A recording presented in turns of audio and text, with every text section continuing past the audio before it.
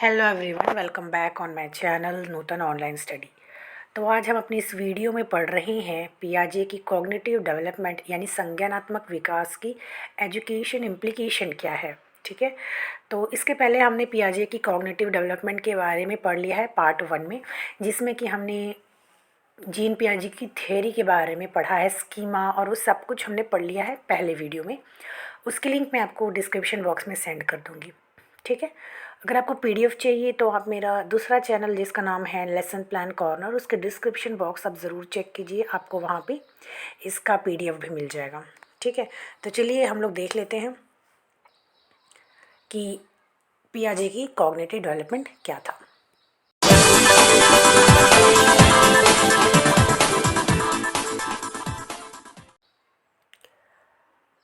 तो education implication देखते हैं कॉग्निटिव डेवलपमेंट का। It helps in understanding one's intelligence as the function of one's ability to adapt or adjust to one's environment। तो जैसे हमने पढ़ा कि पियाजे ने क्या किया था कि एज के हिसाब से जो है बच्चे की स्टेजेस को बांट दिया था डिफरेंट डिफरेंट स्टेजेस में।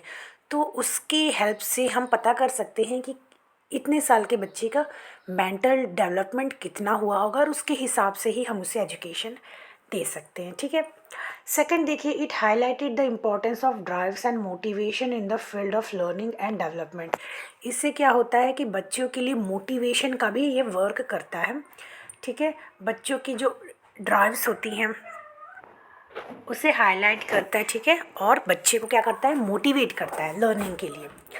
It provides valuable information and advice on curriculum planning and structuring the schemes of studies. तो जैसे कि हमने पढ़ा है कि अलग अलग स्टेजेस के जो बच्चे का होता है उसका मेंटल डेवलपमेंट कितना हुआ होता है, तो उसके अकॉर्डिंग क्या होता है, करिकुलम बनाने में आसानी हो जाती है। ठीक है, बच्चों के एज के हिसाब से उसके करिकुलम बनाने में भी आसानी हो जाती है। ठीक है, आगे देखिए, it proves quite valuable to teachers and parents for making them aware of the nature of the thought process of the children at a particular level of maturation or chronicle ages। तो इसे कहते हैं जो teachers होते हैं और जो parents होते हैं उनको समझ में आ जाता है कि जो बच्चे हैं उसके एज ग्रुप के हिसाब से वो बच्चे का जो मेंटल डेवलपमेंट कितना हुआ होगा। ठीक है, तो उसके हिसाब से ही जो है लर्निंग में भी उसको लर्निंग भी दी जाती है, एजुकेशन भी उसके हिसाब से ही दिया जाएगा। ठीक है, अगर छोटे बच्चे हैं एकदम 6-7 साल के बच्चे हैं तो उसको, और जो 12 साल से ऊपर के जो बच्चे हैं उनके मेंटल डेवलपमेंट में अंतर होता है। ठीक है, तो उसके हिसाब से क्या होता है, उनको एजुकेशन दी जाती है। तो इस तरीके से जो टीचर्स होते हैं और पेरेंट्स होते हैं उनको समझने में भी आसानी हो जाती है। फिफ्थ यहाँ पे देखिए, द मेजर कंट्रीब्यूशन ऑफ पियाजे theory is its analysis and suggestion of the optimal condition for individual learning and development by introducing the concept of assimilation, accommodation and equilibrium. According to Piaget, learning and development are the net result of interaction between a person's cognitive structure and his environmental experience। तो हमने पढ़ा है अपने पिछली video में schema क्या है और जो इक्विलिब्रियम क्या है, अकोमोडेशन क्या है, एसिमुलेशन क्या है। बच्चे की जो स्कीमा होती है उसमें जब जो इक्विलिब्रियम डिसइक्विलिब्रियम उसके बाद अकोमोडेशन, यानी उसके जब नया लर्निंग उसने सीख लिया उसको कहते हैं अकोमोडेशन। ठीक है, इस तरीके से अलग अलग जो स्टेजेस से होके गुजरती हैं जो स्टेजेस। ठीक है, उससे क्या होता है कि बच्चे नई नई जो इन्फॉर्मेशन बच्चे को मिलती है। ठीक है, जो स्कीमा होती है, जो पुरानी स्कीमा होती है उसमें बाद में नई इन्फॉर्मेशन भी ऐड होती है। ठीक है, it considers both physical and social experiences as quite indispensable for one's intellectual development. It has placed a major responsibility on teacher, parents and other directly or indirectly connected with the education and the welfare of children to arrange for the most appropriate and stimulating environment for children। तो जैसा हमने जाना कि क्या होता है कि जो टीचर्स की रिस्पॉन्सिबिलिटी होती है कि बच्चे को एजुकेशन देना। ठीक है, अब क्या कि पियाजे ने बच्चे की अच्छी तरीके से ऑब्जर्वेशन करके उसकी जो मेंटल जो है ग्रोथ के बारे में बताया है अच्छी तरीके से कि कितना जो उनका मेंटल डेवलपमेंट कितने एज में कितने तक हो जाता है। तो इससे क्या होता है कि टीचर की जो रिस्पॉन्सिबिलिटी होती है बच्चे को लेकर, वो टीचर्स को समझ में आ जाता है कि क्या होता है कि बच्चे को किस तरीके से एजुकेशन देनी है, किस तरीके की एजुकेशन देनी है, डायरेक्टली इनडायरेक्टली उनको समझ में आ जाता है।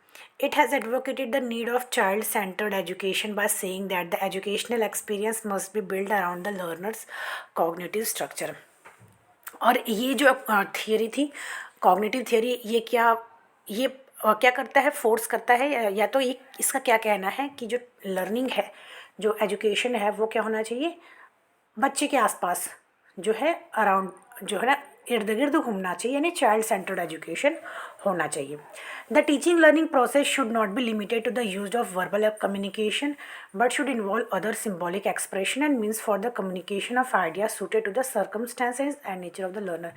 यानी क्या, केवल वर्बल कम्युनिकेशन नहीं देना है कि टीचर आती है और बच्चे को पढ़ा के चले जाना, उतना ही बस टीचर की रिस्पॉन्सिबिलिटी नहीं होती है, बल्कि टीचर को चाहिए सिंबॉलिक एक्सप्रेशन यूज़ करना. क्योंकि जो बच्चे होते हैं उसके एज ग्रुप के हिसाब से, अब जो बच्चे हैं उसको, जब बच्चे बड़े जाते हैं, ठीक है, तब की एजुकेशन अलग होती है. लेकिन जब बच्चे थोड़े छोटे रहते हैं, जैसे कि 2 साल से ऊपर के जो बच्चे हैं, वो ऐसे भी सिंबॉलिक उन लोग एक्सप्रेशन यूज़ करते हैं. तो टीचर को भी क्या करना चाहिए, उसके अकॉर्डिंग ही बच्चे को पढ़ाना चाहिए. सिंबॉलिक एक्सप्रेशन से बच्चे को पढ़ाया जाना चाहिए, ना कि केवल वर्बल तरीके से. ठीक है. The teacher must try to emphasize discovery learning rather than teaching or telling each and every part of information to the students. But teacher को चाहिए कि जो बच्चे को क्या करना चाहिए, अपनी डिस्कवरी करने में. ठीक है. बच्चे लोगों का बच्चे को थोड़ी फ्रीडम दी जाएगी, बच्चे को थोड़ा सा, जैसे कि लर्निंग बाय डूइंग वाला जो हमने पढ़ा है, उस तरीके से होना चाहिए जिससे कि बच्चे खुद की डिस्कवरी कर सके, जान सके, हर चीज़ पहचान सके. ठीक है. केवल बच्चे को एक कोई चीज़ पढ़ा रटा रटाया ही सिखाना ज़रूरी नहीं है. They should try to set up environment in which the student can have wide variety of experiences for self और डिस्कवरी लर्निंग. टीचर को एक एनवायरनमेंट बच्चों के लिए तैयार किया जाना चाहिए जहाँ पे बच्चे क्या कर सके, बच्चे को खुद एक्सपीरियंस ले सके. ठीक है. लर्निंग बाय डूइंग तरीके से हम कह सकते हैं. बच्चे जब कोई चीज़ करेंगे, बच्चे खुद समझेंगे. ठीक है. Learning by doing. तो ये है एजुकेशन इम्प्लीकेशन किसका है, पियाजे का. ठीक है. और ये सब तो आप देख सकते हैं. अगर आपको पीडीएफ चाहिए तो आप मुझे कमेंट सेक्शन में कमेंट कीजिए, या आप एक काम कीजिए, आप मेरा जो दूसरा चैनल है, लेसन प्लान कॉर्नर नाम है उसका, आप वहाँ पे जाके चेक कीजिए. आपको उसका डिस्क्रिप्शन बॉक्स में ये सारी पीडीएफ आपको मिल जाएगी. ठीक है. आई होप आपको वीडियो पसंद आया तो मेरे चैनल को make sure like share subscribe ज़रूर कीजिएगा. मिलते हैं नेक्स्ट वीडियो में. Till then bye bye and take care.